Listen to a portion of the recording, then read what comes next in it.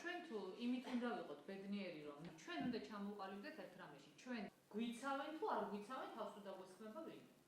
სოფლიოში მიმდინარე განვითარებული მოვლენების ფონზე კიდევ ერთხელ მინდა ხაზი გაუსვა იმ გარემოებას, რომ ჩვენ კვლავ არაადეკვატური მოლოდინებით ხვდებით სოფლიოში განვითარებულ პროცესებს.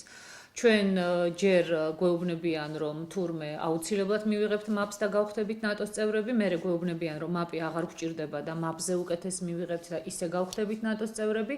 დღეს კვლავ გვეუბნებიან, რომ რაღაცას მოიფიქრებს ნატო საქართველოსთან მიმართებაში. კარგია, რომ ფიქრობენ, მაგრამ რა არის ეს რაღაცა, რასაც მოიფიქრებენ, რამდენად დაიცავს საქართველოს არსებული გამოწვევებიდან, ეს მე მგონი უკვე კითხვის ნიშნებს საქართველოს მოსახლეობის ძალიან დიდ ნაწილში აღარ აჩენს.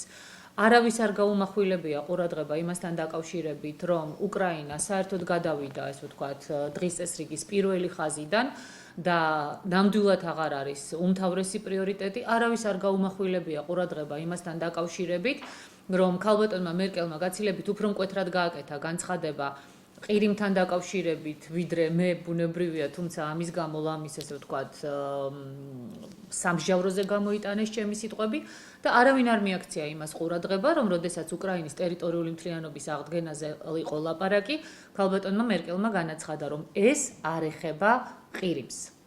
აქედან გამომდინარე, ჩვენ უნდა გამოვიტანოთ დასკვნები და უნდა გვესმოდეს, რომ ჩვენ უნდა წარმართოთ ჩვენი საგარეო პოლიტიკა ისე, რომ საქართველო არ დავაყენოთ საფრთხის წინაშე, ხოლო ეხლა გამუდმებით მაპზე უკეთესზე ლაპარაკით, ჩვენ კვლავ ვაყენებთ საქართველოს საფრთხის წინაშე. ერთხელ და სამუდამოდ მინდა ხაზი გაუსვა იმ გარემოებას, რომ საქართველოს მოსახლეობამ უნდა მიიღოს სწორი გადაწყვეტილება მომავალ არჩევნებში, რომ არ ყავდეს ის ხელისუფლება, რომელიც ქვეყანას აბსოლუტურ ილუზიებში აცხოვრებს და რომელიც ვერც ერთი მიმართულებით, ვერც საშინაო და ვერც საგარეო მიმართულებებით პრობლემებს ვერ აგვარებს.